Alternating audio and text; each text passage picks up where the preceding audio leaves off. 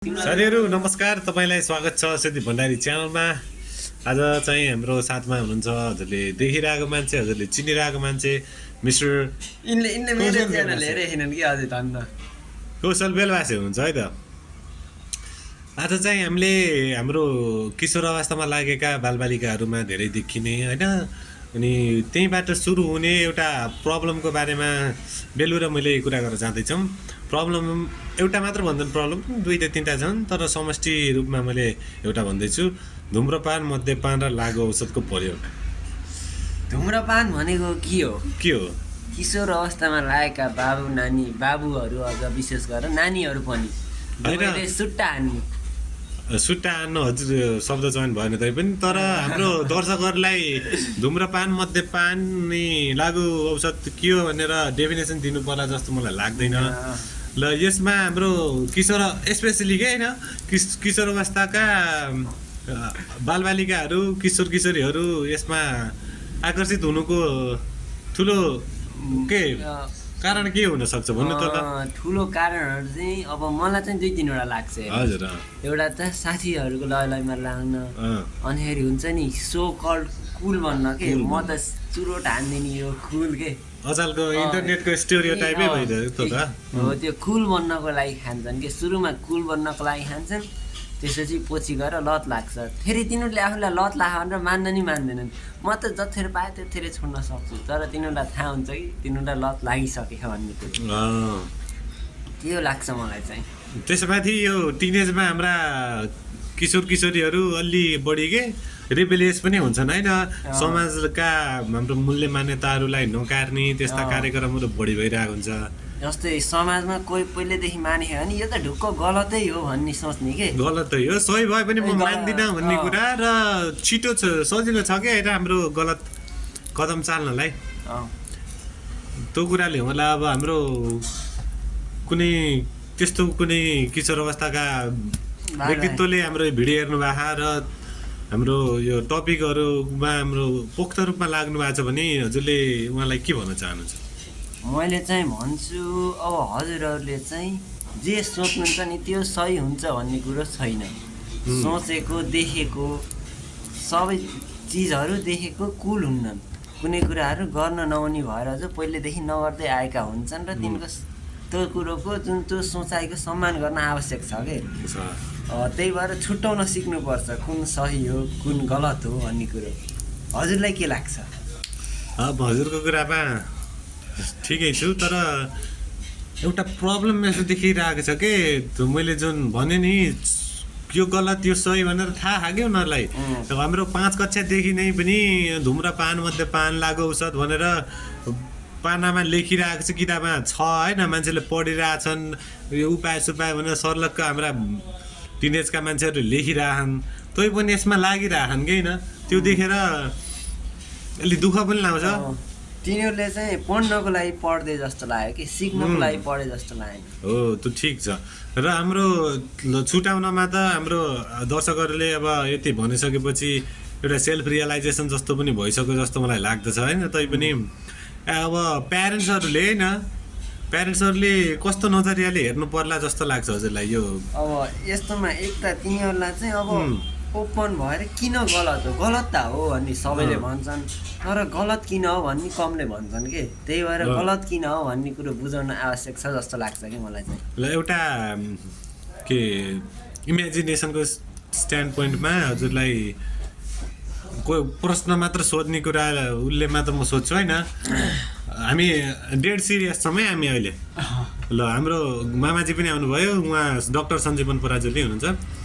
र सञ्जीवनलाई यो question as a अब मानौँ 20-30 वर्षपछि होइन, हजुरले प्यारेन्ट्स भइसकेपछि हजुरको छोराको उसले ब्यागमा सिगरेटको बट्टा पाउनुभयो होइन, र थाहा पाउनुभयो कि मेरो छोराले स्मोकिङ गर्दैछ भनेर हजुरको रियाक्सन के हुन्छ, र त्यसलाई गलत त हो यो हटाउन छोरालाई के कस्तो मार्गदर्शन गर्नुहुन्छ एज अ प्यारेन्ट्स, हजुरको रियाक्सन के हुन्छ भन्नु त?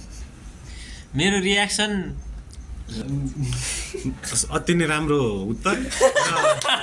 बेलुजी हजुरले के भन्नुहुन्छ त्यो कुरामा? मैले चाहिँ यस्तो होइन हो अब डेन्जरस मैले त्यस्तो सिचुएसनमा आफ्नो छोराछोरीलाई पाएँ भने सिधा कुरो बेल्ट दिँदा बाद बेल्टले अहिलेसम्म पिट्ने नराम्ररी पिट्ने लगअप गरिदिने के भन्छ कि त्यसलाई इङ्ग्लिसमा ठ्याक्क वर्ड मैले चाहिँ के भन्छु ग्राउन्डेड भन्दाखेरि ग्राउन्डेड भन्छ कि होइन grounded you're grounded for a certain period of time भन्छ नि त्यस्तै ग्राउन्डेड गरेर घरबाट बाहिरै निस्किन नदिने 15-20 दिन बेलुजी मैले चाहिँ यस्ता सोचको खिलाफ जान्छु कि यो सोच नै गलत हो त्यसको बारेमा कुरा गरौँला तर प्यारेन्ट्सको स्ट्यान्ड पोइन्टमा हजुरले भेटाउनु भयो मैले चाहिँ के गर्थेँ भन्दाखेरि चाहिँ अलि कुरा त्यो रिजन के हो त किन आवश्यक पर्यो त्यो बुझ्न खोज्ने कि किन सुरु गर्यो कसैको लयमा लाएर हो कि के कसैहरूले चाहिँ साथी बनाउनको लागि चुरोट खाँदैछ कि त्यो पनि हुन्छ त्यो पनि हुन्छ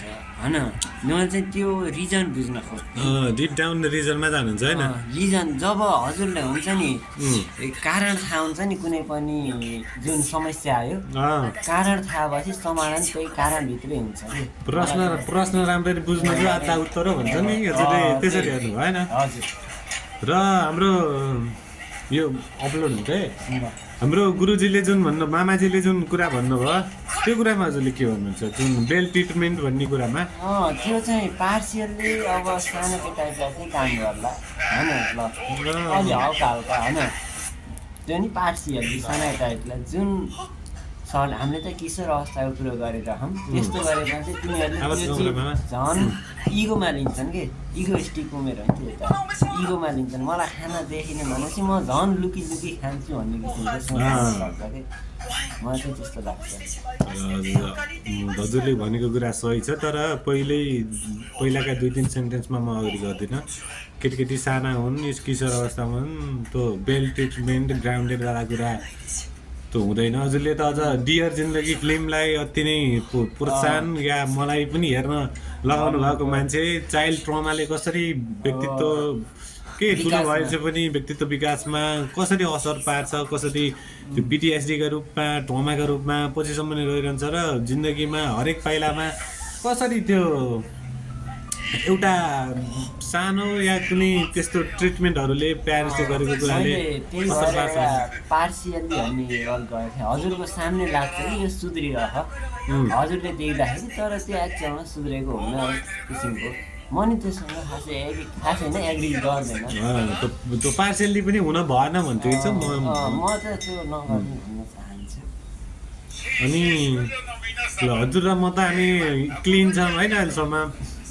हामीले कुनै पनि धुम्रपान मद्यपान लागु औषध केही पनि हामीले युज पनि गरे होइन हाम्रो त्यो टुवर्ड्स कुनै एउटा एक्सन पनि छैन गरौँला जस्तो पनि लाग्दैन हजुरलाई मैले प्रोत्साहन गरेँ होइन हजुरले मलाई गर्नुहुन्न तर हामीले भविष्य देख्न सक्दैनौँ कि होइन यो अचम्मको कुरो हो हामीले भविष्य देख्न सक्दैनौँ हामीले कस्तो कस्तो मोडमा हामी जान्छौँ त्यो हामीलाई थाहा छैन र यो कुरामा युज गर्न नगर्नमा हजुरले 10 वर्ष पछिको बेलबासे हाम्रो मिश्र कौशल बेलबासेजीलाई कुनै सन्देश दिन चाहनुहुन्छ यदि 10 वर्षपछि एक त मैले गर्दिनँ जस्तो लाग्छ यस्तो सेवन भन्नुपर्दा म चाहिँ त्योमा चाहिँ हुन्छ नि सक्छु कि आफ्नो कुनै कुरामा सक्छु नि सही हो यदि गरिहाल्यो भने यदि 10 वर्षपछि हेर्दैछु भने जुन थियो नि भूतकालमा कौशल बेलासे थियो त्यो बेलासेलाई सम्झे त्यसको सोच के थियो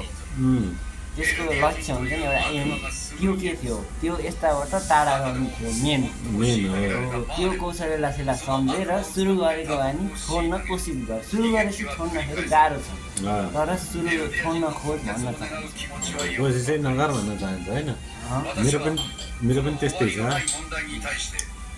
बाटो के अरे राम्रो बाटोमा सिसै भए पनि सुधीर सर हिँडिदिनु नराम्रो बाटोको फुल पनि नटिप्नु मैले भनिदिन्छु 10 वर्ष पछिको सुदीप सरलाई सायद सुदीप सरका प्रिन्सिपलहरू बदलेलान् तर गलत कुरा सुदीपको लागि गलतै रहन्छ प्रिन्सिपल र बदले नि गलत नै हुन्छ र यो कुरामा त्यो गलतै हुन्छ यो कुरा अख्खा हाम्रो फिलोसफीतिर एथिक्समा धेरै चर्चित कुरा हो कमेन्ट गर्नुहुन्छ भने त्यो कुरामा मैले अर्को भिडियो पनि बनाइदिन्छु होइन अनि 10 मिनट लगभग हामी कुराकानी गरिसकेछौँ। बेलुजीलाई पनि धन्यवाद यहाँ आउनुभएकोमा।